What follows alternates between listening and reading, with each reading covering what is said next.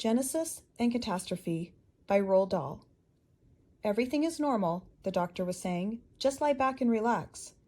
His voice was miles away in the distance, and he seemed to be shouting at her. You have a son. What? You have a fine son. You understand that, don't you? A fine son. Did you hear him crying? Is he all right, doctor? Of course he is all right. Please let me see him. You'll see him in a moment. You are certain he is all right? I am quite certain. Is he still crying? Try to rest. There is nothing to worry about. Why has he stopped crying, doctor? What happened? Don't excite yourself, please. Everything is normal. I want to see him. Please let me see him. Dear lady, the doctor said, patting her hand, you have a fine, strong, healthy child. Don't you believe me when I tell you that? What is the woman over there doing to him? Your baby is being made to look pretty for you, the doctor said. We are giving him a little wash, that is all. You must spare us a moment or two for that. You swear he is all right? I swear it. Now lie back and relax. Close your eyes. Go on, close your eyes. That's right. That's better. Good girl. I have prayed and prayed that he will live, doctor. Of course he will live. What are you talking about? The others didn't. What? None of my other ones lived, doctor. The doctor stood beside the bed looking down at the pale, exhausted face of the young woman. He had never seen her before today. She and her husband were new people in the town.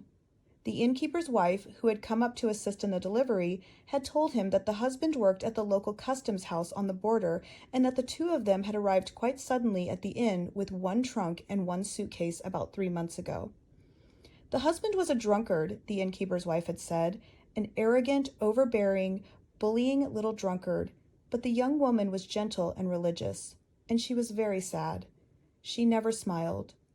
In the few weeks that she had been here, the innkeeper's wife had never once seen her smile. Also, there was a rumor that this was the husband's third marriage, that one wife had died and that the other had divorced him for unsavory reasons, but that was only a rumor. The doctor bent down and pulled the sheet up a little higher over the patient's chest. You have nothing to worry about, he said gently. This is a perfectly normal baby. That's exactly what they told me about the others, but I lost them all, doctor. In the last 18 months, I have lost all 3 of my children, so you mustn't blame me for being anxious. 3? This is my 4th in 4 years. The doctor shifted his feet uneasily on the bare floor.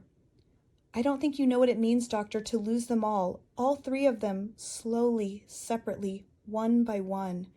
I keep seeing them. I can see Gustav's face now as clearly as if he were lying here beside me in the bed. Gustav was a lovely boy, doctor, but he was always ill. It is terrible when they are always ill and there is nothing you can do to help them. I know. The woman opened her eyes, stared up at the doctor for a few seconds, then closed them again. My little girl was called Ida. She died a few days before Christmas. That is only 4 months ago. I just wish you could have seen Ida, doctor. You have a new one now.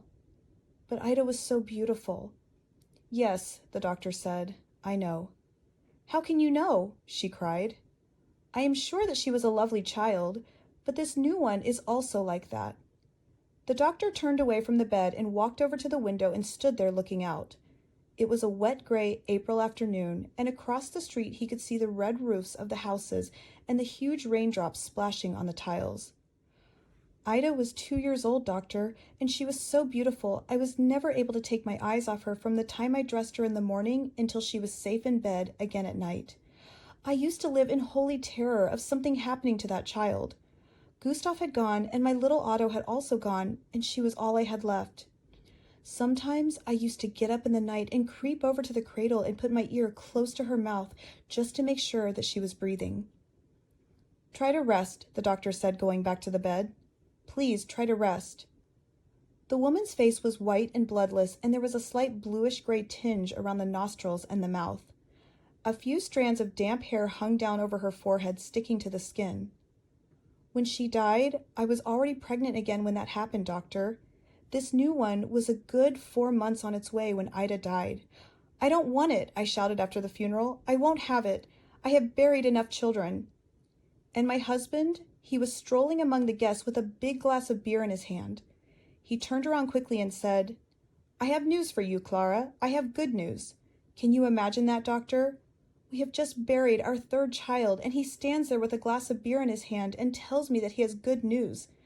Today I have been posted to Brownell, he says, so you can start packing at once. This will be a new start for you, Clara, he says. It will be a new place, and you can have a new doctor. Please don't talk anymore. You are the new doctor, aren't you, Doctor? That's right. And here we are in Brownell. Yes. I am frightened, Doctor. Try not to be frightened. What chance can the fourth one have now? You must stop thinking like that. I can't help it. I am certain there is something inherited that causes my children to die in this way. There must be. That is nonsense. Do you know what my husband said to me when Otto was born, Doctor?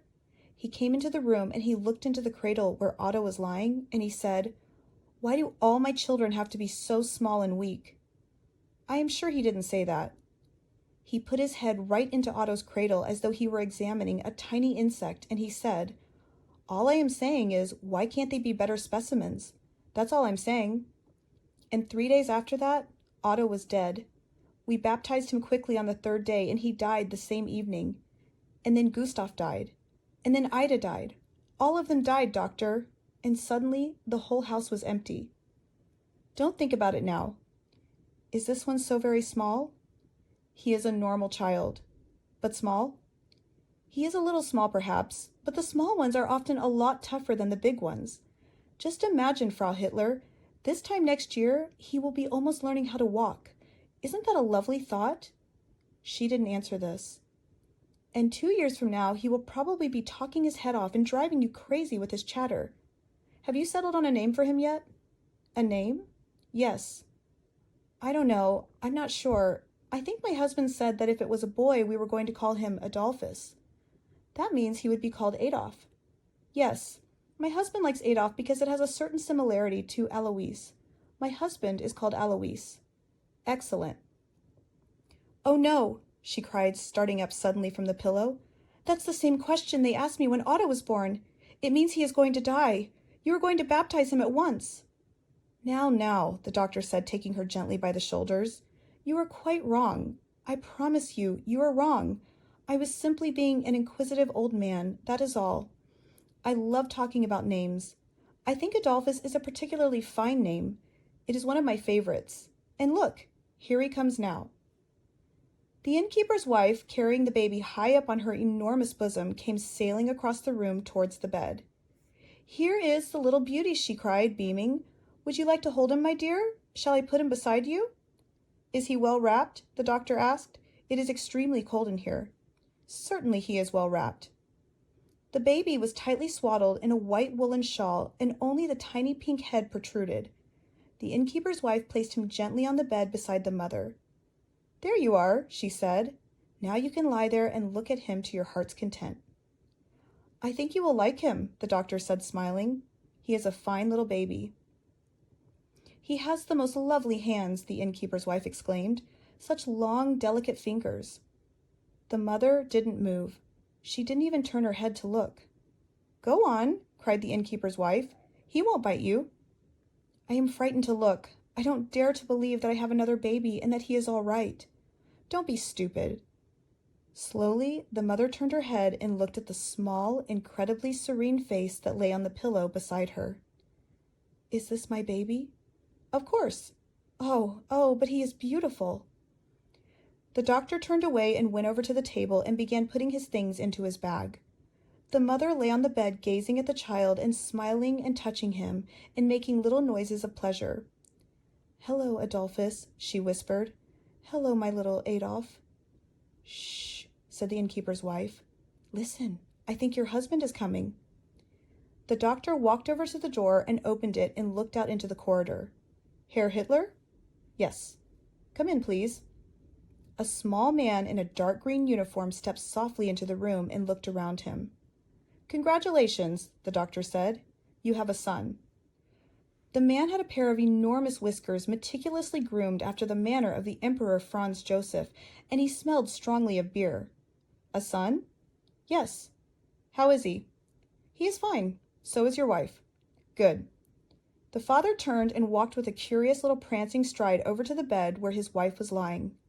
"Well, Clara," he said, smiling through his whiskers, "how did it go?" He bent down to take a look at the baby. Then he bent lower. In a series of quick, jerky movements, he bent lower and lower until his face was only about 12 inches from the baby's head.